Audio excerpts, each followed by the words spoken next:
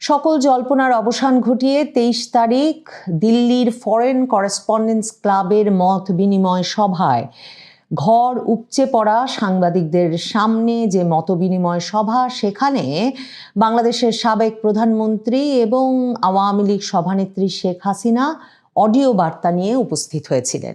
সেই অডিও বার্তায় তিনি বাংলাদেশের নারী পুরুষ, বাংলাদেশের সাহসী নারী পুরুষ, খেটে খাওয়া সৎ মানুষদের উদ্দেশ্যে বাংলাদেশকে ফেরত নেওয়ার জন্যে যে অন্ধকারতম সময় বাংলাদেশ পার করছে, যে নৈরাজ্যকর পরিস্থিতি বাংলাদেশ পার করছে, যে রক্তাক্ত অধ্যায় বাংলাদেশ পার করছে, এই শব্দগুলো নানাভাবে তিনি ব্যবহার করে বলেছেন যে এই ডার্কেস্ট আওয়ার পার করে বাংলাদেশকে আবারও সমৃদ্ধির পথে, উন্নয়নের পথে নিয়ে যাওয়ার জন্যে বাংলাদেশের জনগণের উদ্দেশ্যে তিনি 5 দফা বাস্তবায়নের ডাক দিয়েছেন।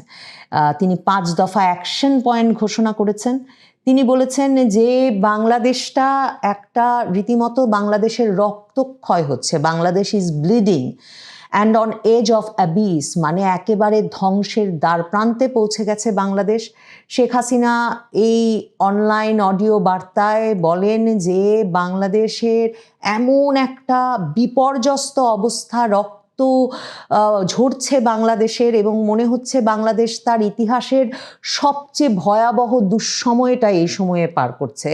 এবং তিনি বলেন যে যেই বাংলাদেশ একটা গৌরবময় মুক্তিযুদ্ধের মাধ্যমে স্বাধীনতা অর্জন করেছিল, সেই বাংলাদেশ এখন ভয়াবহভাবে বিপর্যস্ত, ক্ষতবিক্ষত হচ্ছে চরমপন্থী সাম্প্রদায়িক গোষ্ঠী এবং বিদেশি অপশক্তির অনুচরদের দ্বারা। তিনি সরাসরি তার পুরো বক্তৃতায় অন্তর্বর্তীকালীন সরকারের প্রধান ডক্টর মোহাম্মদ ইউনূসকে দায়ী করেছেন।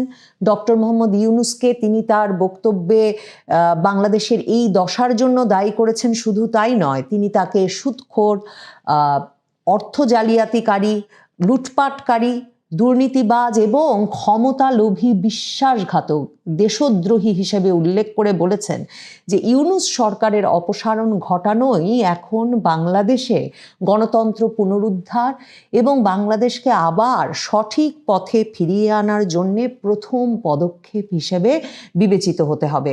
শেখ হাসিনা তার যে বক্তৃতা, সেখানে বারবার বাংলাদেশটা যে একেবারে একরকমের মানে এক্সট্রিমিস্টদের হাতে, চরমপন্থীদের হাতে হাতছাড়া হয়ে গেছে, সে কথাটা বলেছেন যে একটা মানে সুন্দর দেশ, একটা নির্মল সুন্দর দেশ, উর্বর ভূমি যে দেশে আছে, সেরকম একটা ফার্টাইল ল্যান্ড, সেই দেশটা একটা ক্ষতবিক্ষত হয়েছে, উন্ডেড হয়েছে।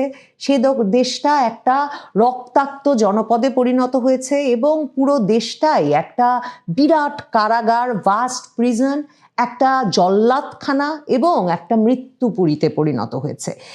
এমন একটা হতাশাজনক পরিস্থিতিতে একমাত্র বাংলাদেশের জনগণই দেশটাকে আবার ফেরত নিতে পারবে এবং দেশটাকে আবারও ফেরত নেওয়ার জন্যে আওয়ামী লীগ সভানেত্রী শেখ হাসিনা 5 দফার ডাক দিয়েছেন।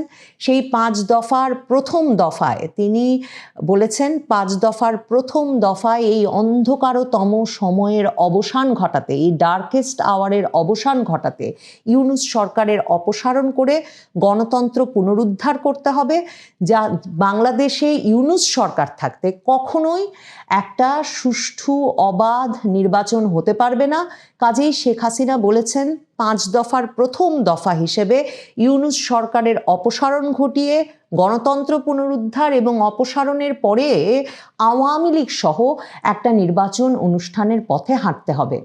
দ্বিতীয় দফায় তিনি বলেছেন প্রতিদিনের সহিংসতা বন্ধ করতে হবে, নৈরাজ্য বন্ধ করতে হবে, বাংলাদেশে স্থিতিশীলতা ফিরিয়ে আনতে হবে এবং প্রশাসনকে সক্রিয় করতে হবে, যাতে বাংলাদেশে যে অর্থনৈতিক কর্মকাণ্ডে বাংলাদেশ যে একটা ভাইব্রেন্ট দেশ ছিল, বাংলাদেশ যে একটা প্রবৃদ্ধিময় দেশে পরিণত হয়েছিল, সেই অর্থনৈতিক কর্মকাণ্ড আবারও যাতে চালু হতে পারে, সেজন্যে এই নৈরাজ্য, এই সহিংসতা, প্রতিদিনের রক্তপাত বন্ধ করতে হবে।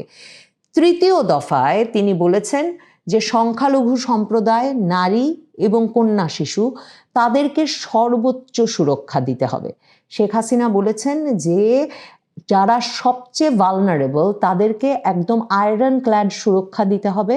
এবং তৃতীয় দফায় তার দাবি হচ্ছে যে প্রায়শই আমরা এখন বাংলাদেশে দেখছি যে মানুষ তার পরিচয় এবং বিশ্বাসের জন্যে আক্রমণের লক্ষ্যবস্তুতে পরিণত হচ্ছে। এটা বন্ধ করতে হবে। সকল নাগরিক যাতে নিরাপদ বোধ করতে পারে এমন একটা পরিস্থিতি তৈরি করতে হবে বাংলাদেশে।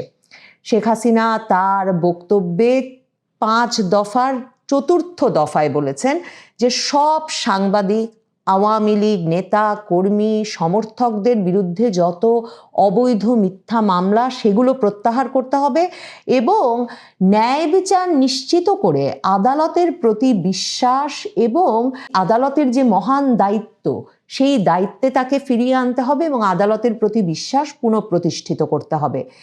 পঞ্চম দফায়, 5 দফার সর্বশেষ দফায় তিনি বলেছেন জাতিসংঘকে আনুষ্ঠানিকভাবে অনুরোধ করতে হবে গত বছরের অর্থাৎ 2024-এর ঘটনার পুনঃ তদন্ত করতে, নিরপেক্ষ তদন্ত করতে।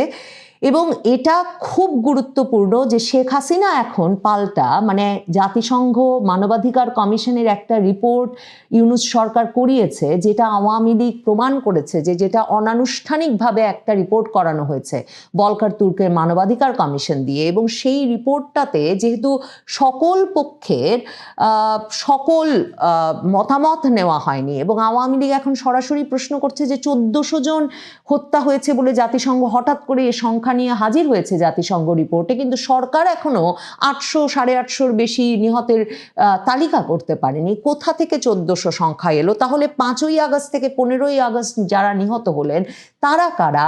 তারপর আওয়ামী লীগ প্রশ্ন করছে যে 5ই আগস্ট পর্যন্ত পুলিশ সদস্য যারা নিহত হলেন, আওয়ামী লীগের নেতাকর্মী যারা নিহত হলেন, তারা কেন সেই তালিকাভুক্ত হচ্ছেন না? তাদের মৃত্যুর কাদের হাত